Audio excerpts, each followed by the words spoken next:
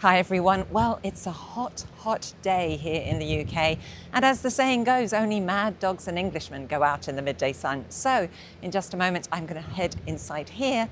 It's the Stoke Mandeville Stadium. I'm heading towards the main hall for Railex 2026, hosted by the Risborough and District Model Railway Club.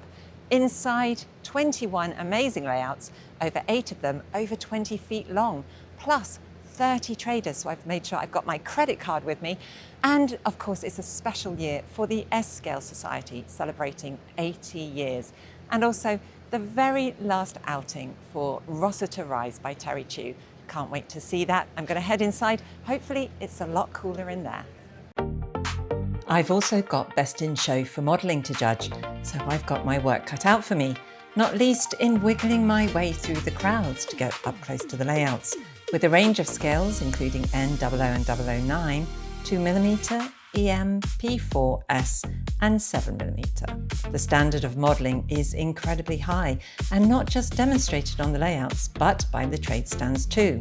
It's not difficult to see why the crowds are forming for layouts such as 7mm Scale the Yard by Martin Coombs, always popular. And another 7mm layout at the show, Bowwater's Paper Mill by the St Neots Model Railway Club.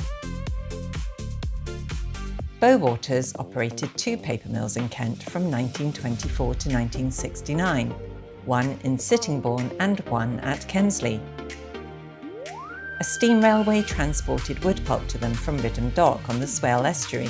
It was one of the last privately owned industrial steam railways in the UK. This layout features the northwest corner of the Kemsley paper mill and its associated outbuildings. The railway operated 24 hours a day, so it has day and night lighting. And as you can see, all the buildings are lit and have interior detailing.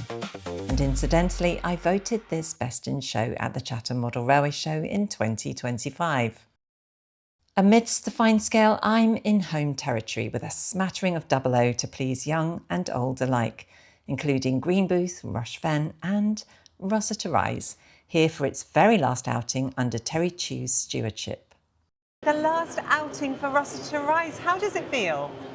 It's quite emotional, actually. It's been a very eventful journey, and it's been an absolute pleasure all the way through, and it is the right time for it to move on. It's going to a nice new permanent home where it will be left assembled all the time, so it won't get carted up and downstairs and bashed and that sort of thing. It gives me space, it gives me opportunity to do other things, so it's the right time, but it's quite emotional. Yeah.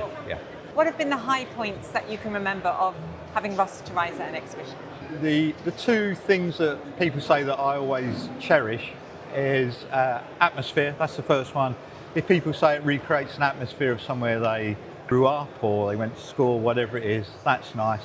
And the other one is that when people are able to reminisce, so they can recall that their aunt lived in a house that was similar or something like that. I think to create something that people can associate with in that way it's just a really nice experience. It's nice to hear people and they've appreciated what you've done. That's the overriding memory of Rossiter Rise, I think. I've always considered it almost like a bit of theatre. You're trying to create something that people can be sucked into, so that they become part of the layout, not just looking at some trains running.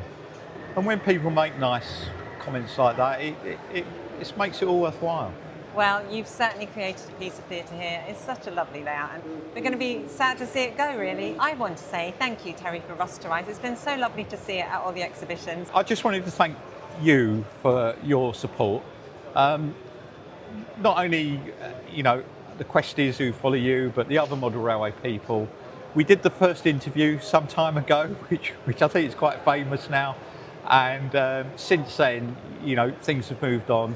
And you are such a respected and loved member of the community, and thank you for all you do and all your support. Thank you, Terry. That really means a lot. Thank you. You're welcome. Thank you. And Grumpy as well. Oh no, in a minor way. Forget him. Oh, okay. You talked me into it. Did he pay you for that? Not yet. Oh. You'll have a long way. I know. Thanks so much, Terry. You're welcome.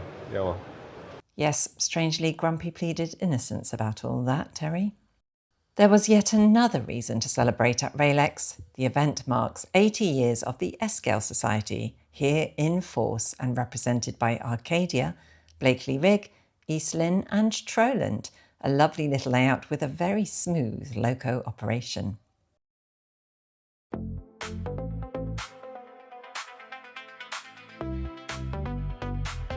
From S to 2mm and onto N scale with the always impressive James Street. And one of the things that makes James Street so engaging is that the operators stand outside the layout and are able to chat with visitors and show just what work is involved to keep the locos on this layout running.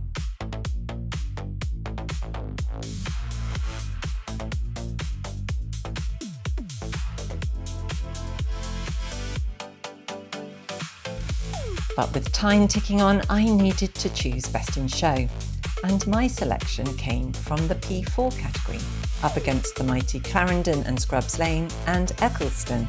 It was Caldershaw by Graham Broad that caught my eye and won Best in Show.